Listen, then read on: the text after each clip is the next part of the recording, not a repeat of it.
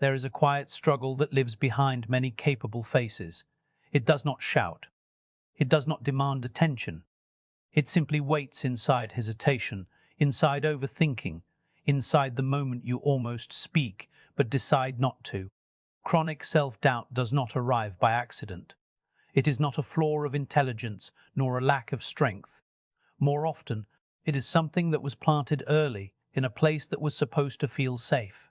Some families do not raise children to trust themselves. They raise them to seek permission, to read the room, to second-guess their own feelings before anyone else has the chance to question them. Nothing dramatic had to happen. No harsh words were required. Sometimes it was the silence after you spoke. Sometimes it was the comparison disguised as advice. Sometimes it was love that felt present only when you performed correctly. Over time, the mind learned a dangerous lesson. Certainty is risky, confidence must be earned, and instinct cannot be trusted. And so the inner voice changed. It stopped asking, "What do I feel?" and started asking, "What will be accepted?" Decisions became heavy. Success felt undeserved. Even clarity came with guilt. The doubt did not feel like an enemy. It felt familiar. It felt like home. That is how powerful inherited patterns can be. They do not chain you loudly. They convince you quietly. But today, we are not here to accuse the past. We are here to name it. Because what can be named can be separated, and what can be separated can finally be released. This is not a speech about blame. It is a revelation about origin, about how self-doubt was learned and how it can be unlearned without anger, without rebellion, and without losing your sense of dignity. This is the story of the family pattern behind chronic self-doubt. And more importantly, it is the beginning of the moment you stop carrying what was never truly yours. The inherited whisper. When doubt was taught, not chosen, chronic self-doubt often wears the disguise of personality. People say, "I've always been like this," as if uncertainty were written into their nature, as if hesitation were a permanent trait rather than a learned response. But the truth is quieter and far more unsettling. Most self-doubt does not begin as a choice. It begins as an atmosphere. Long before you learned language, your nervous system was studying tone, silence, reaction, and withdrawal. It was learning what was safe to express and what required restraint. In many homes, confidence was not discouraged openly. It was simply not mirrored. Curiosity was tolerated, but certainty was questioned. Opinions were allowed, but only when they aligned with what already existed. Slowly, without a single dramatic moment, the mind learned that clarity invited discomfort and that doubt offered protection. In such environments, a child does not need to be criticized to shrink. All it takes is inconsistency. One day you are praised for speaking up, the next day ignored for the same behavior. One success is celebrated, the next is met with silence. Over time, the child stops trusting the outcome of their own expression and starts monitoring themselves instead. Was that too much? Was that wrong? Did I misread the moment? These questions do not arise from weakness. They arise from adaptation. The child becomes highly perceptive, emotionally intelligent, and deeply aware of others, but at the cost of trust and their own internal compass. This is where the inherited whisper begins. It is not a voice that says, "You are incapable." It is a softer, more dangerous voice that says, "Be careful, you might be wrong." As years pass, this whisper matures with you. It shows up in decision-making, not as fear, but as endless analysis. You think longer than necessary. You wait for reassurance even when you already know the answer. You gather opinions not because you lack insight, but because somewhere along the way, you learned that your insight alone was not enough. This is the family pattern at work, not through control, but through conditioning, not through harshness, but through emotional uncertainty. You were trained to look outward before looking inward. You were taught, gently but repeatedly, that self-trust was something to be earned, not something you were entitled to. What makes this pattern so difficult to recognize is that it often comes wrapped in good intentions, advice that sounded like care, guidance that felt protective, warnings that were framed as concern. Think again. Don't be too sure. Are you certain about that? None of these statements are harmful in isolation. But when they become the dominant response to your emerging identity, they begin to shape how you relate to yourself. You start to internalize the idea that certainty is arrogance, that confidence invites correction, and that safety lies in modesty of belief. The mind, eager to belong, complies. It trades self-assurance for acceptance, and the trade feels reasonable until years later, when you realize you no longer know how to stand firmly in your own knowing. This is why chronic self-doubt feels so confusing. It does not feel like self-hatred. It feels like responsibility. It feels like maturity. It feels like being thoughtful. But beneath that surface is a child who learned that being sure of themselves disrupted emotional balance. So they learned to doubt first, speak later, and trust last. The family system did not need to say, "Don't believe in yourself." It only needed to respond more warmly when you hesitated than when you were clear. The nervous system remembers these patterns even when the conscious mind forgets them. That is why self-doubt can feel automatic, immediate, and difficult to challenge. Understanding this changes everything, because once you see that doubt was taught, you stop treating it as a personal flaw. You stop trying to fix yourself through force or positivity. Instead, you begin to listen. You notice how your doubt sounds less like your adult voice and more like an old echo from a familiar environment. And in that moment, something profound happens: separation. You realize that not every thought deserves authority. Not every hesitation is wisdom. Some of it is simply an old survival strategy that has outlived its purpose. This keynote is not about blaming families or rewriting the past. It is about reclaiming authorship of your inner voice. When you understand that self-doubt was inherited, you gain the power to return it. Gently, respectfully, without anger, you begin to replace the inherited whisper with your own grounded awareness. Not overnight, not dramatically, but steadily. And as you do, self-trust stops feeling dangerous. It starts feeling natural, because it was always meant to be yours. Love with conditions, approval that had a price. There is a particular kind of self-doubt that does not come from failure, rejection, or external criticism. It comes from love that arrived with quiet terms and invisible rules. Love that was present, but selective. Warmth that appeared when you adapted, complied, achieved, or remained emotionally convenient. In such environments, nothing had to be said out loud. No contract was signed. The message was absorbed through patterns. Affection followed good behavior. Praise followed usefulness. Attention followed performance. And so the child learns something subtle but powerful: love was not a constant, it was a response, and anything that is a response can be withdrawn. When love feels conditional, the self begins to fracture. Not because the child doubts they are loved, but because they begin to doubt why they are loved. Is it for who I am, or for how well I manage expectations? Is it for my authenticity, or for my ability to make things easier for others?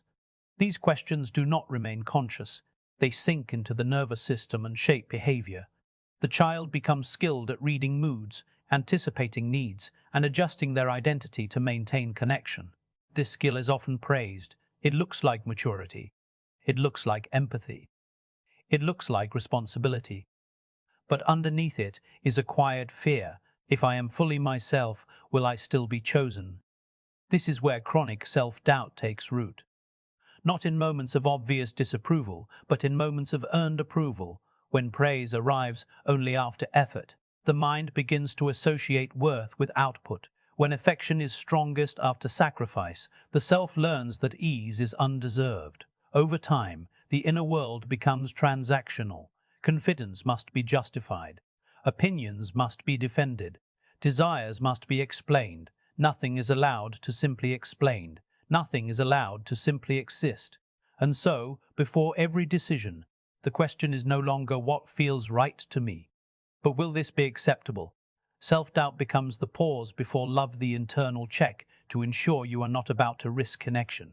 As adulthood unfolds, this pattern does not disappear. It refines itself. You may find yourself excelling, achieving, giving, and still feeling uncertain. You may receive validation and immediately question it. You may accomplish something meaningful and feel an unexpected emptiness afterward. This is not ingratitude. It is conditioning. When love was conditional, success never brought peace, it brought pressure.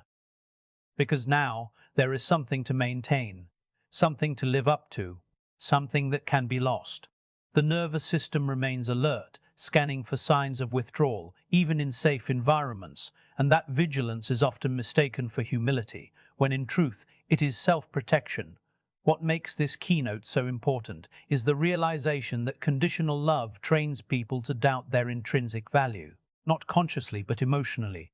You may logically know that you are capable, worthy, and deserving, yet emotionally you hesitate, you second-guess, you minimize, you apologize for taking up space, because somewhere early on you learned that love flowed more easily when you were smaller, quieter, or more accommodating.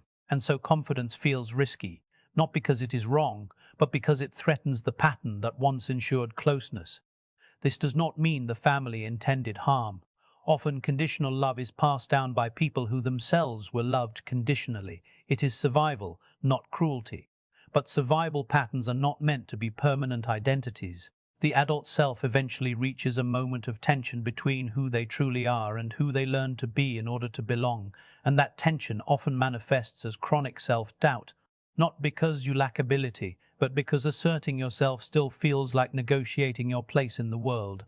The healing begins when you separate love from performance, when you start noticing how often you delay self-trust until you receive external reassurance, when you recognize the internal voice that says, wait, make sure this is acceptable. That voice is not wisdom, it is memory.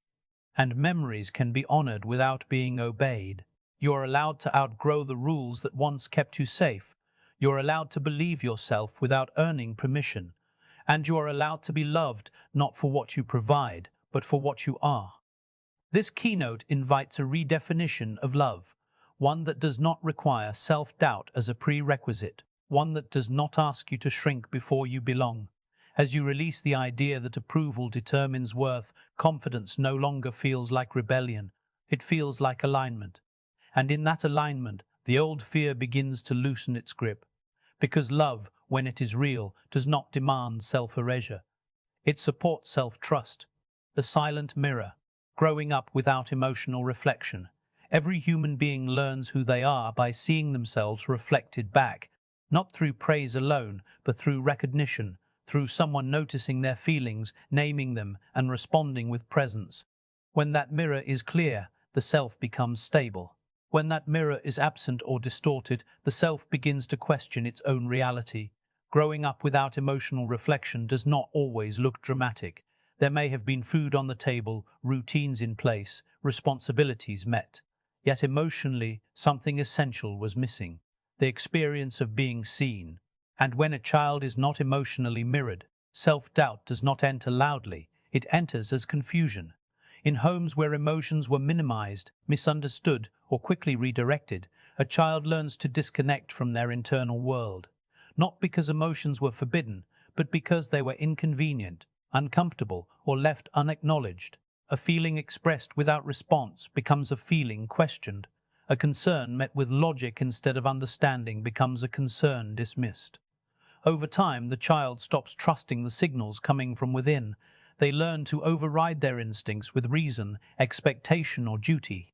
And this creates a subtle but powerful split. The mind learns to lead, while the emotional self is left behind, unheard and uncertain. This lack of reflection shapes the inner dialogue. When something feels wrong, there is no internal confirmation. When a decision feels off, the doubt arrives immediately. Am I overreacting?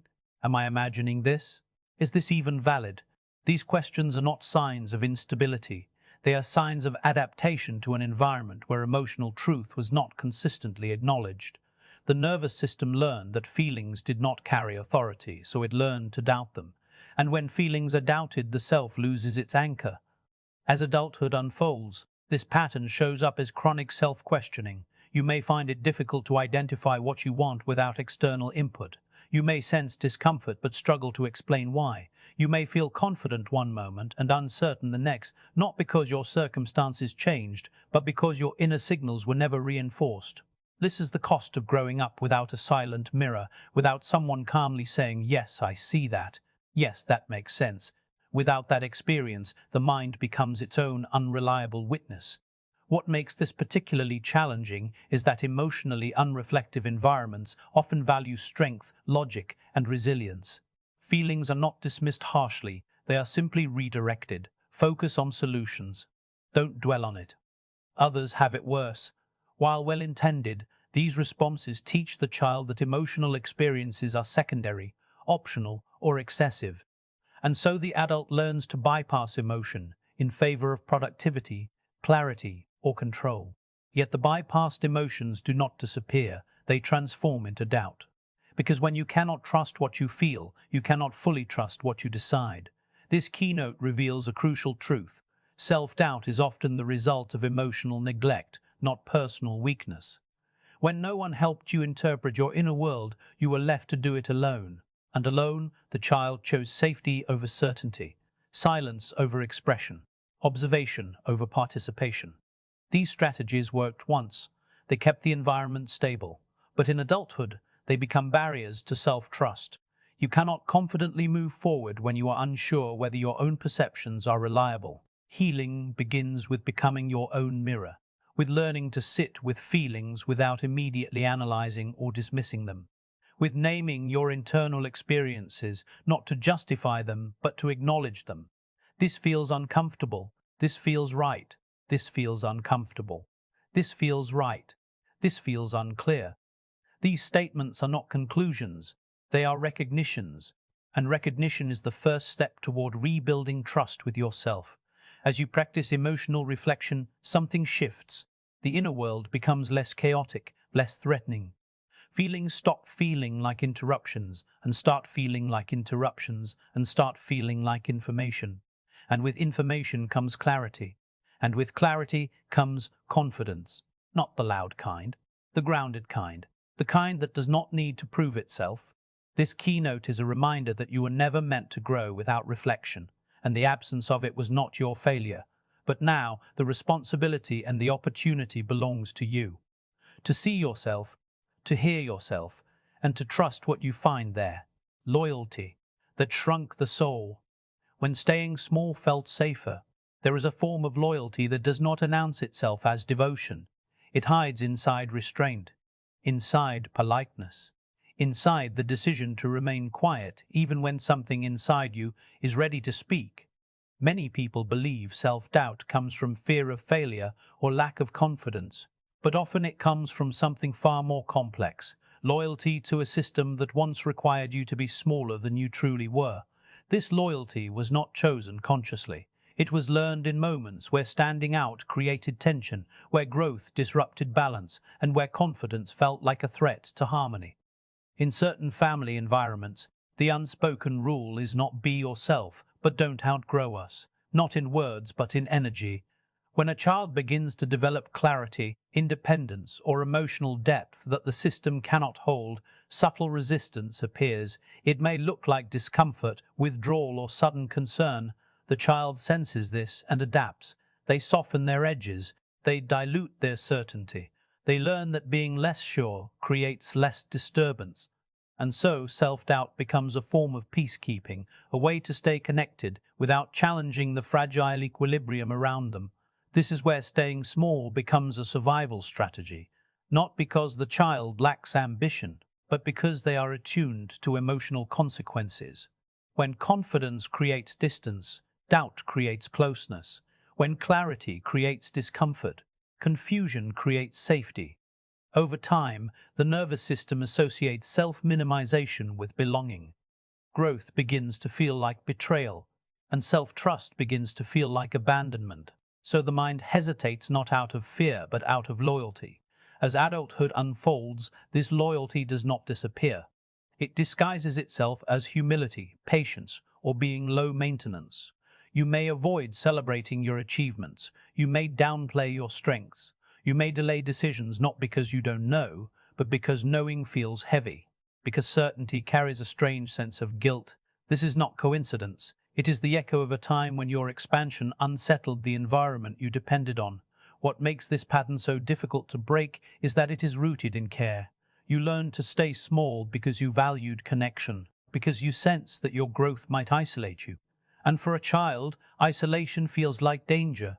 So the self learned to negotiate its own potential, to advance slowly, to doubt first, to check if it was safe to shine.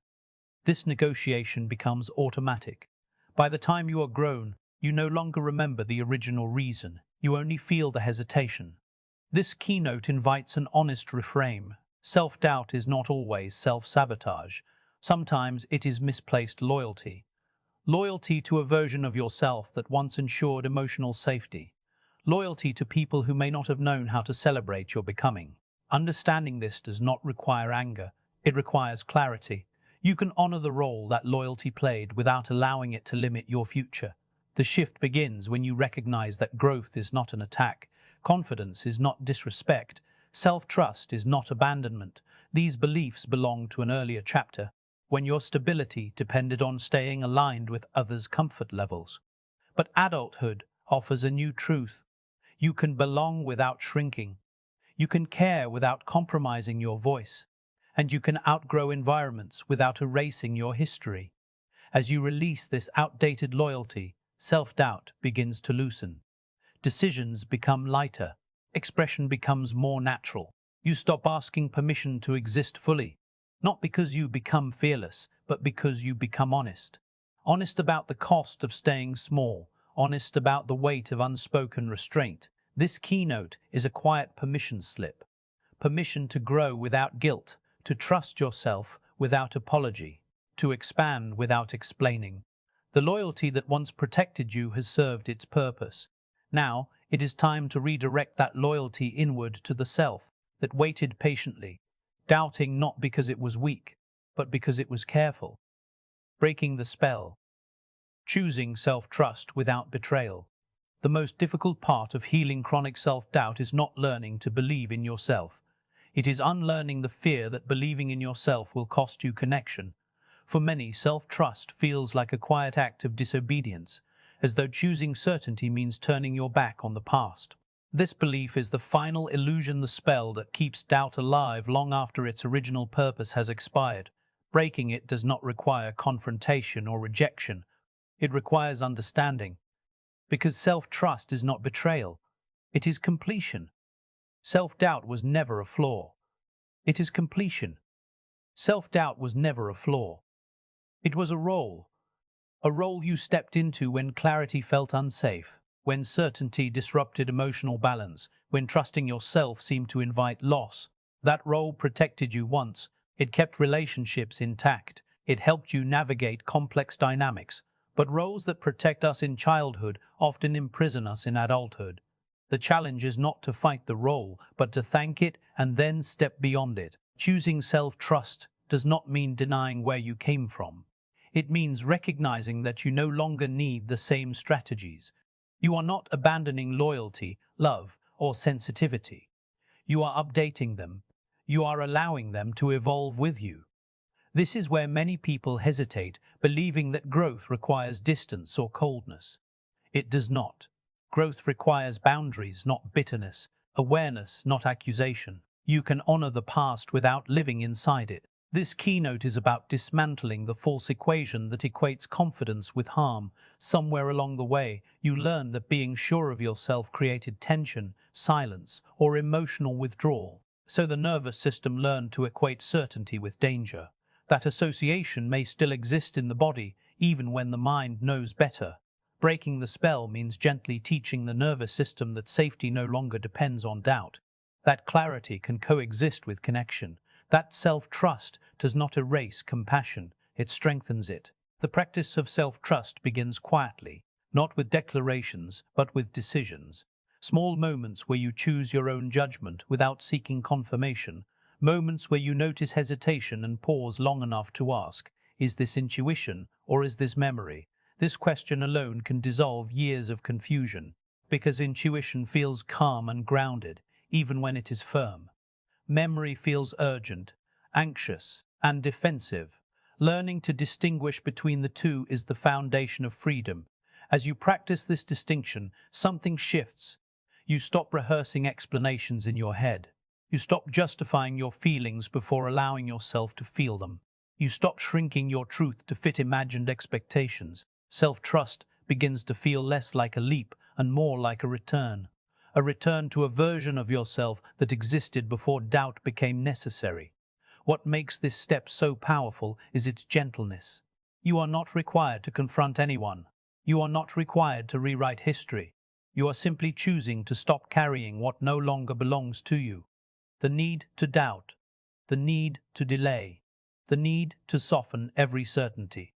These were adaptations, not identities, and adaptations can be released without shame. This keynote is an invitation to step out of the internal courtroom where every thought stands trial, to stop cross-examining your instincts, to allow clarity without punishment. Self-trust does not make you reckless. It makes you coherent. It aligns your actions with your inner world, and alignment creates a sense of peace that no amount of external validation can provide. Breaking the spell is not a single moment. It is a series of quiet choices, each one reinforcing the truth that you are allowed to know yourself, allowed to trust yourself, allowed to move forward without asking for permission from the past. And as you do, self-doubt loses its authority, not because it was defeated, but because it was finally understood. This is where the journey completes itself, not in rebellion, not in separation, but in integration. The part of you that doubted did so to protect you. The part of you that doubted did so to protect you. The part of you that trusts is here to lead you, and both can coexist without fear, without guilt, and without betrayal.